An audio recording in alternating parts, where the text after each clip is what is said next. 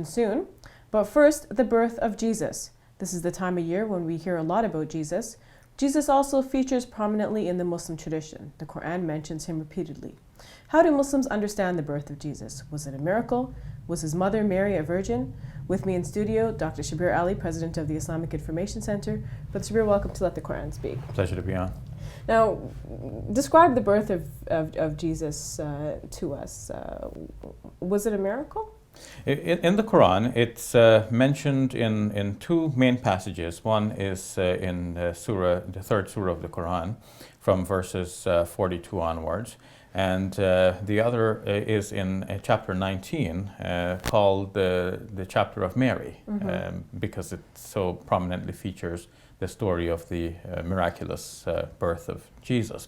In answering your question, I should say that the birth of every baby is a miracle. It is really, because it is so commonplace, we don't treat it as a miracle. But when we think about how this actually happens, the mechanics of it is really awesome. And it is that awesomeness that we usually characterize as a miracle. It is something that human beings would not have been able to do on their own, that we would not have been able to do by artificial means, and yet this is a creature suddenly being born in the womb of a mother, being developed and growing.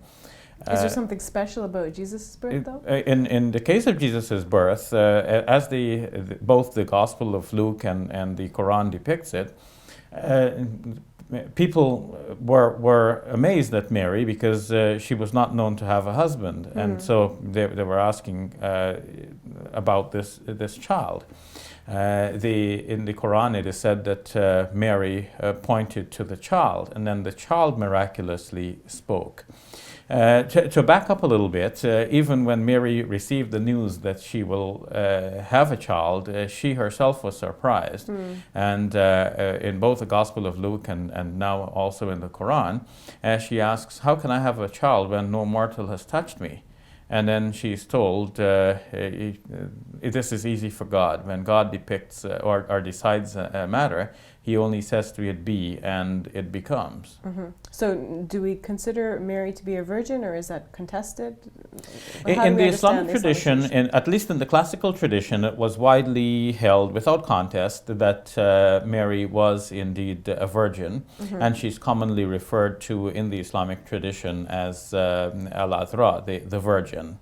As though this is a title that Muslims have afforded her. In more recent times, some Muslims are generally skeptical about miracles.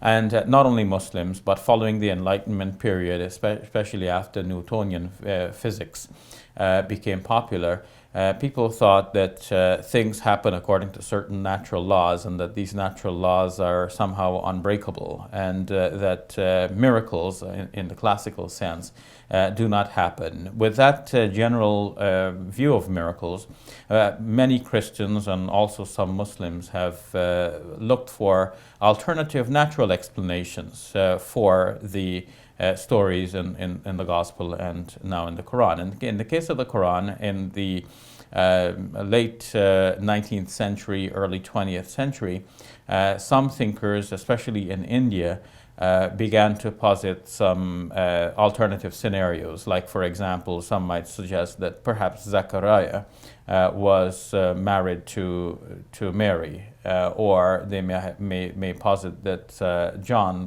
or Joseph the carpenter, known from the Gospels, though not mentioned in the Quran, might have eventually had relations with Mary, so that when the initial news was given to her that she will have a child, she was surprised, because by this time she had not had any intimate relations with a man. But that does not preclude her from having lawful relations with a husband later on, and then having a child.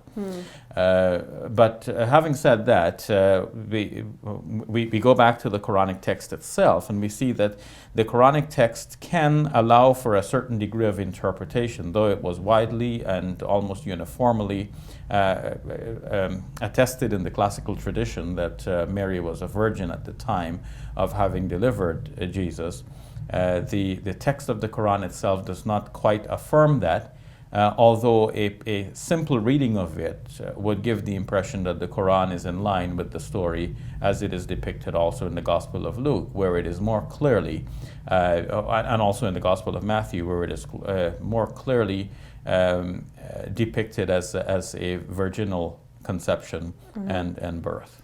There's a detailed description of the news of Jesus' birth and Mary's labor, some of the trials that she went through. Why do you think there's so much of an explanation of that in the Quran? Well, partly because this was an important story to people for whom the Quran would have to be a relevant message. So God in His wisdom has revealed the Quran in such a way that it speaks to all segments of society.